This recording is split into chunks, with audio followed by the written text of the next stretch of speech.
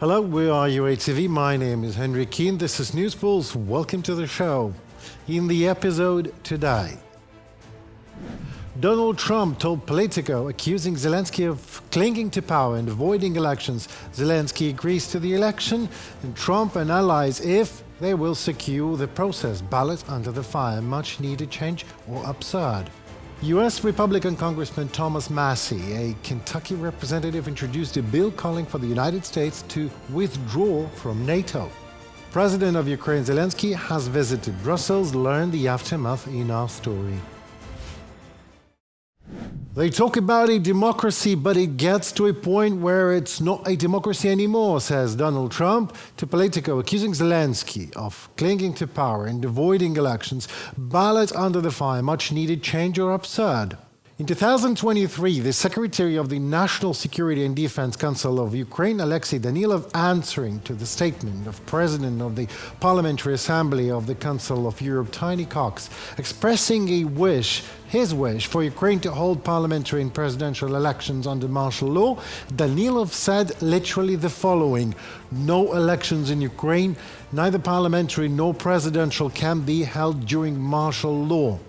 That was almost 3 years ago, so did anything change today? Well, it did and it did not. It did not because the law did not change. It still prohibits ballot under martial law. But something did change indeed, because Ukraine is ready for elections, Zelenskyy says, with only one if standing in the way.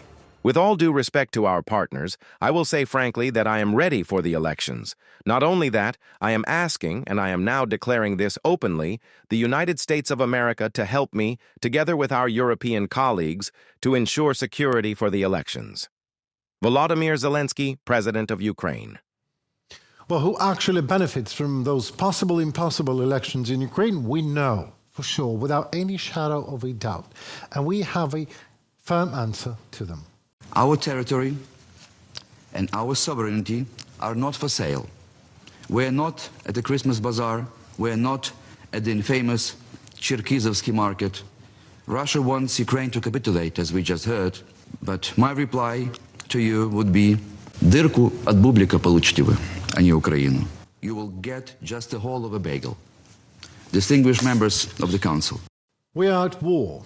And what Zelenskyy is asking those who want these elections in Ukraine against Ukrainian law to happen anyway, even if that happens, how would you make sure the voting process for those hundreds of thousands of Ukrainian army fighters on the front line, in between combat clashes and under severe shelling and mortar fire and drone assaults and missile fire?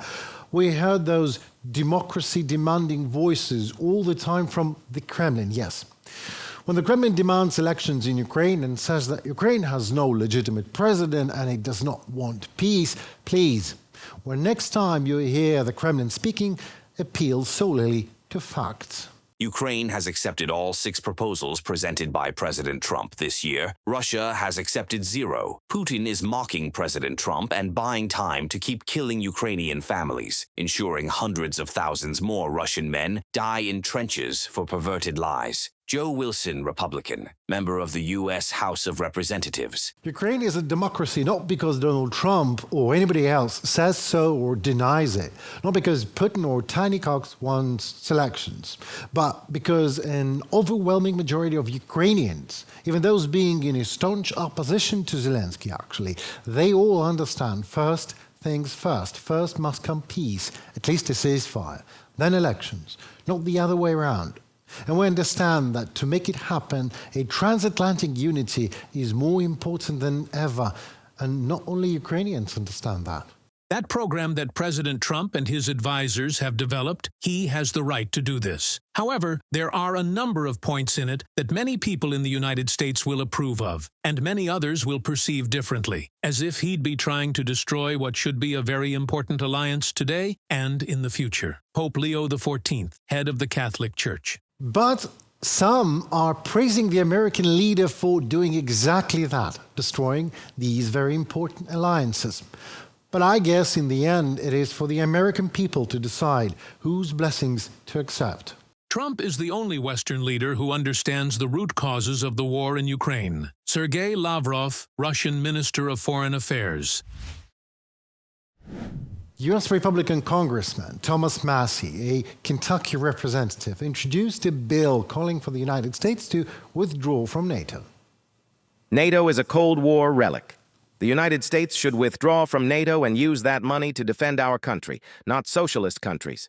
U.S. Republican Congressman Thomas Massie, on X. The original 12 founding members of NATO, who Massie calls socialists, are Belgium, Canada, Denmark, France, Iceland, Italy, Luxembourg, the Netherlands, Norway, Portugal, the United Kingdom, and the United States, at least as of today. The bill Massie introduced says that European NATO members have sufficient economic and military capacity to provide for their own defense. The bill also states that the alliance began its large-scale expansion to the east in 1999, despite the loss of its relevance and statement to the country. According to the document, NATO, I quote, no longer aligned with current US national security interests. It is not clear when the United States House of Representatives may consider the bill, and not clear if the House actually will in the first place before its review. The document should get approval from the relevant House committees. We decided to speculate on the matter and ask an expert what happens if that actually happens. America's new national security strategy, which was published just a few days ago, must act as a final wake-up call for countries across Europe.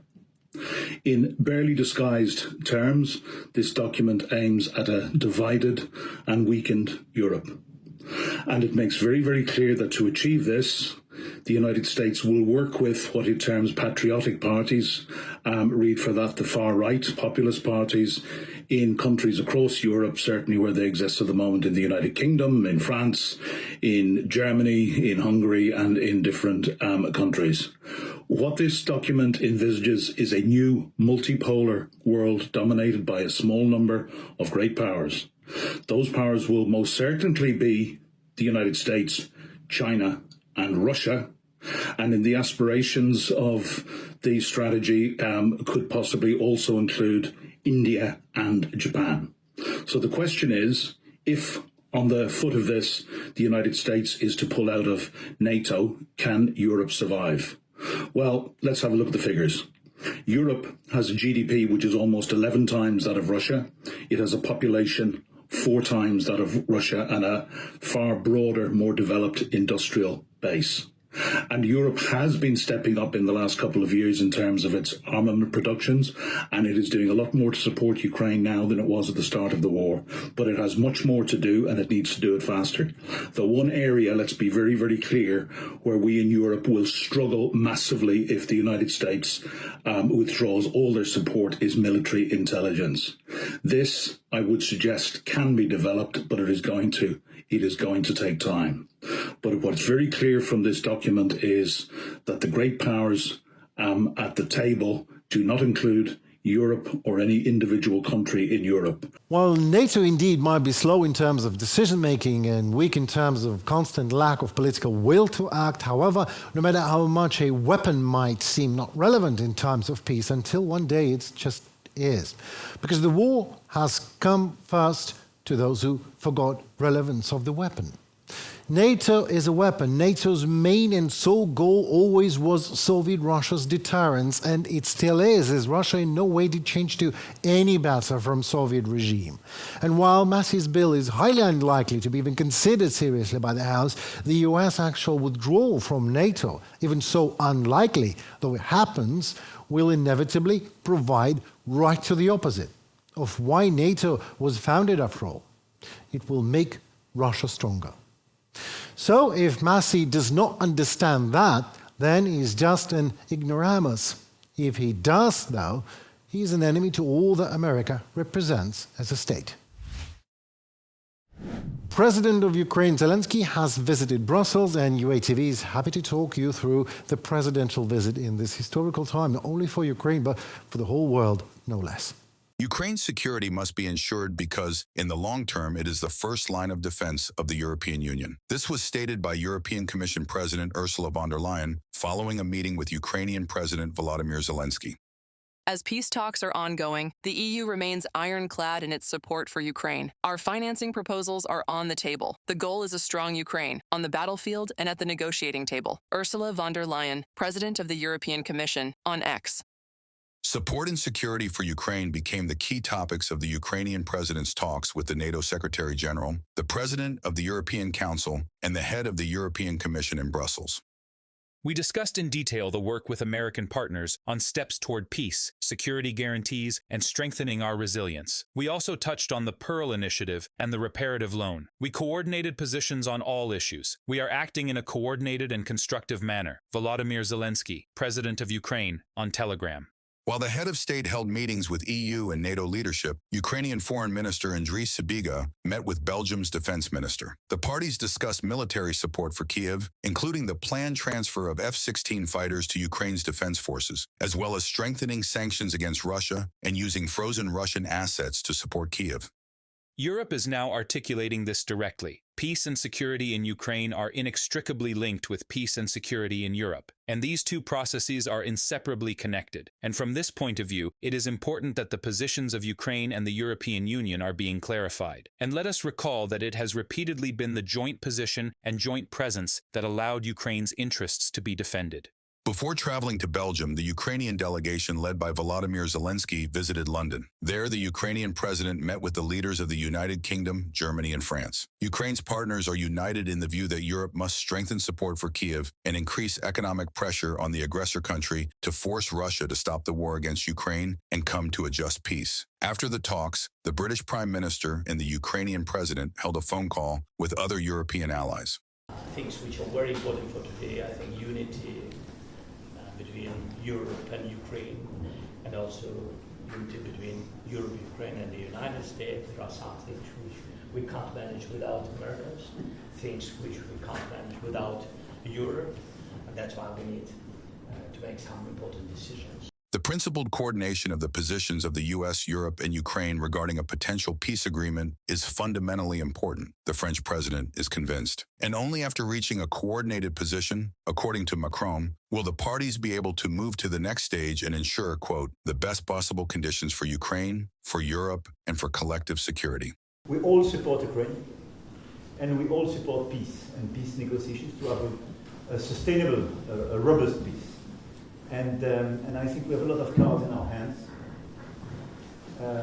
The financing and the furniture of equipment and training programs to Ukraine, the fact that Ukraine is resisting in this war, and the fact that the Russian economy is starting to suffer, especially after our latest sanctions and the US sanctions.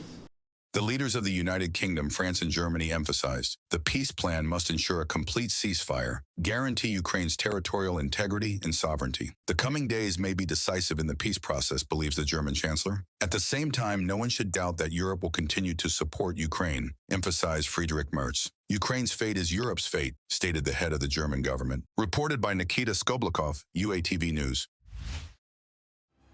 Well, that was it for today. I am Henry Keane. Thank you for standing firmly with Ukraine. Let me reassure you that is well felt and it is warmly appreciated here in Ukraine. If you are new to the channel, please do not shy out of subscribing, so to stay tuned to what is happening in the world in Ukrainian perspective, presented to you by us, UATV. Goodbye and see you tomorrow.